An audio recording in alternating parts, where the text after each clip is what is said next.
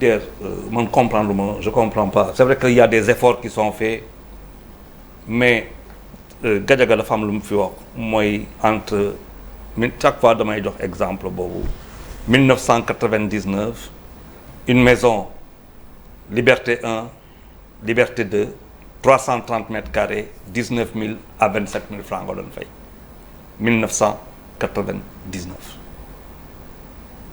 330 mètres carrés mu am benn révolution de l'habitat bu ñëw avec les libéraux 150 mètres carrés moo yàq suñu famille yëpp les 150 mètres carrés parce que du dëkkukaayu sénégalais. On n'a pas pensé notre pays. C'est vrai. Du ma wax libéraux je dirais des pseudo-libéraux. Oui parce que nag politique terre bi suñu suuf kan la commencé exploser au niveau des prix mais c'est à partir de 2000 et quelques. musuñu fi gis ay terrains yoo xamante ne ay millions lañ leen fi doon dox. Du coup du jour au lendemain suñu suuf ñu lay jaay suuf ça veut dire suuf état ñëw di la ne ay nu ñu koy waxee permis d'occuper ay 1 million nga koy jaay 30 millions 40 millions 50 millions prix bu la neex mais naturellement vendu à ce prix nga ñëw coût de construction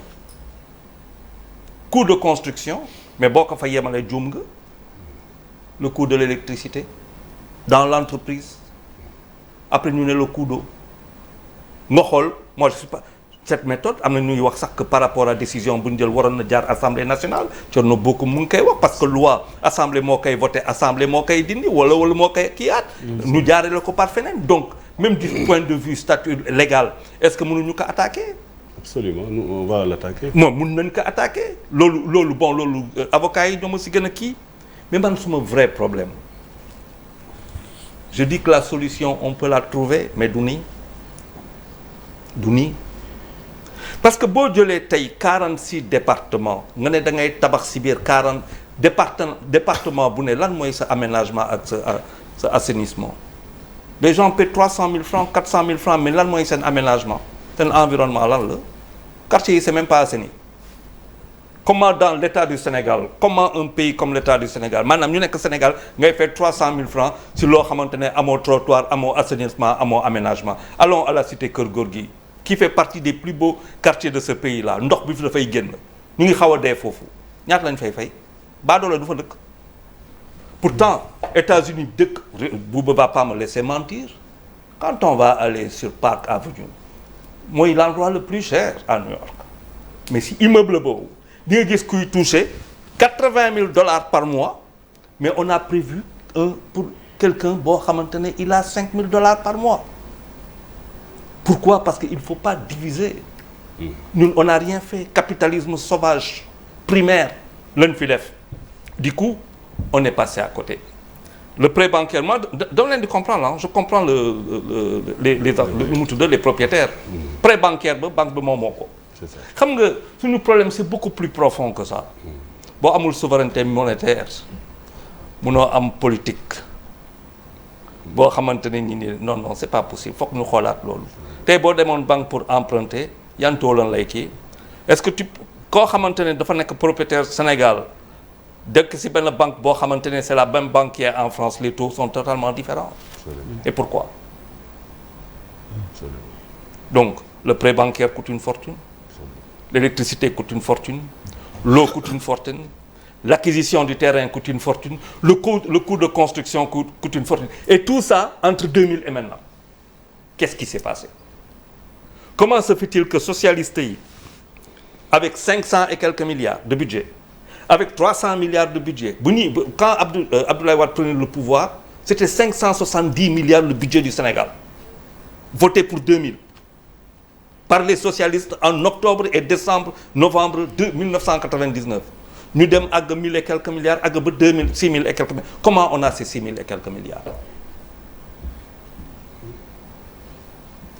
Moi j'ai dit toujours, la digitalisation. On a 46 départements, mais beau digitaliser, que yep Sénégal, en fonction des communes, en fonction des départements, en fonction de l'aménagement.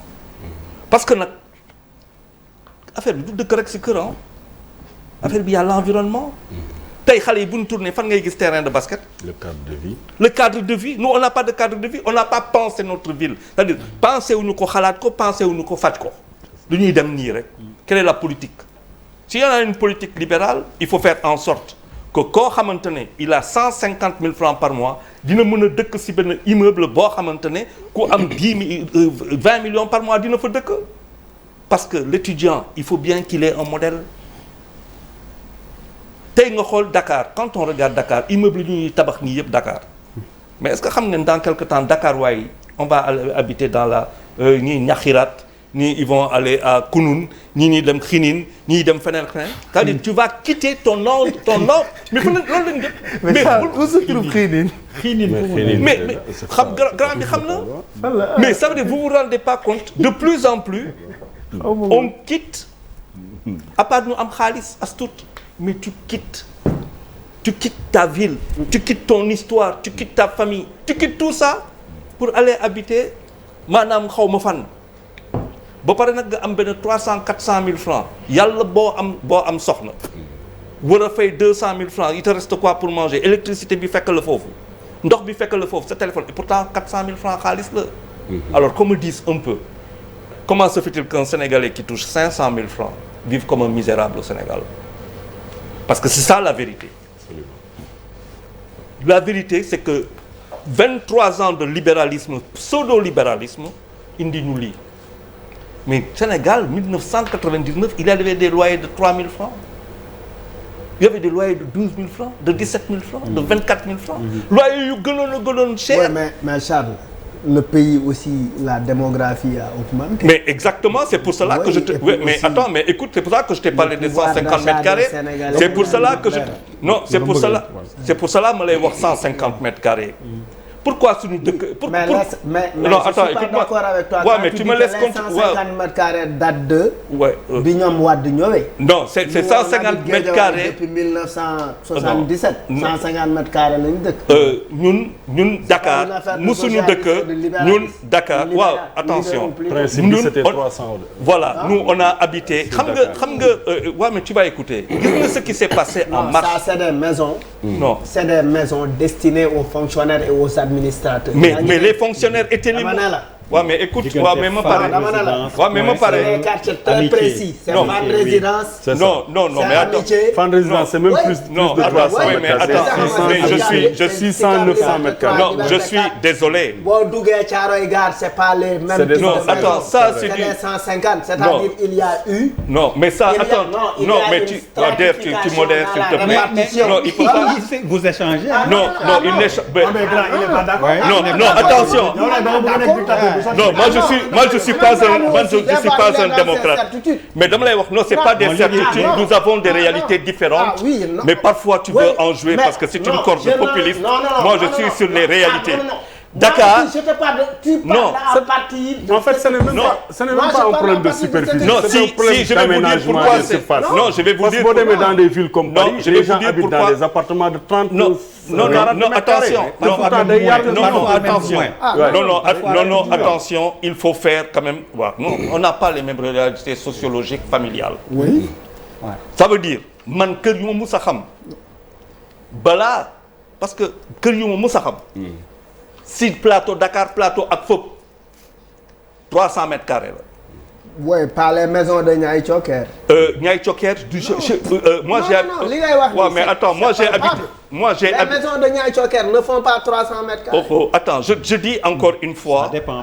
J'ai habité Niayes Thioker. J'ai habité sur un immeuble à Niayes Thioker où j'avais 8 chambres, 2 salons. Alors, s'il te plaît, quoi. Voilà, 8 chambres, 2 salons.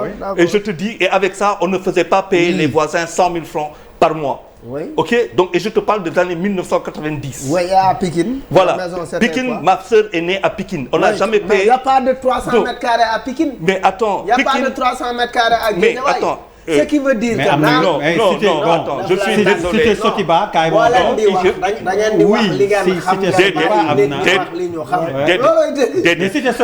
Pourquoi il n'y avait pas. Non, d'abord, historiquement, je vais vous dire. Historiquement, tu peux pas l'arrêter sur une année en disant c'est à partir de 90. Maintenant, on va dire les choses comme elles étaient historiquement. Oui, allez-y. Ñun musuñu xam 150 mètres carrés ni 300 mètres carrés. C'est-à-dire? Ce n'est pas dans notre culture sociologique. du dëgg. Parce qu'on habitait dans des concessions. Non, exactement. C'était plusieurs familles. Attends, quand arrive l'indépendance... C'était plusieurs familles, c'était pas une seule exact, famille. C'est pour cela qu'on n'a jamais eu 150 mètres carrés. Oui. Donc, on a eu 300 mètres carrés. Quand le pays prend son indépendance, dans le projet de construction d'une nation, dans la mise en œuvre et pour mettre les fonctionnaires dans les meilleures conditions de travail, si l'on commence à créer ay SICAP, lu mu tudd célibataire, SICAP yu demee noonu, ay ballon ak yu demee noonu. Ci biir création yooyu, c'était en fonction du pouvoir d'achat et du grade, du statut du fonctionnaire. Oui. C'est ça. Nous sommes d'accord? Donc si kaw loolu lañ tabax loolu dem ba 2000 alors kër yu gënoon a mag yoo xamante ne boo mën a dem SICAP foo munti dem ak foo munti dem ci Dakar c'est sur 330 mètres carrés. Pourquoi? Parce que la particularité sénégalaise c'est laquelle? On est marié, on a 2 femmes, on a 3 femmes. Oui. On a combien d'enfants? On a plus ñeneen yoo xamante ne dañuy ñëw dëkk si biir kër gi jóge si biir à l'île de la ñëw si biir dëkk bi ñëw fekk si ñu. ba pare dañuy yar xar ci kër gi. dañuy yar xar ñu yor loolu lépp. Et puis après nous sommes allés dans une concentration sans avoir pensé le pays et la ville. Mieux, on est parti en hauteur sans s'y être préparé. Qu'est-ce qui est arrivé en mars 2021? L'analyse, c'est que quand les gens, avec le confinement, à partir de 21h, tout le monde est à la maison et on se retrouve dans moins de 150 mètres carrés, on est 30, au bout de quelques temps, les cerveaux ont des problèmes. On n'a pas pensé, c'est pour ça que je dis, on n'a pas pensé notre vie. Pire, aujourd'hui, est-ce que vous savez combien d'étudiants à l'intérieur du pays, dañuy ñëw Dakar, mu di bàyyi abandonner seen jàng parce que mënuñu fay. J'ai lu un papier dans Le Témoin où les étudiants gabonais de l'Afrique centrale ñoom ñëpp fii la ñu ñëw parce que le Sénégal en si wàllu université ak si wàllu formation école de formation le Sénégal quand même fait référence. Mais par contre les loyers les font fuir.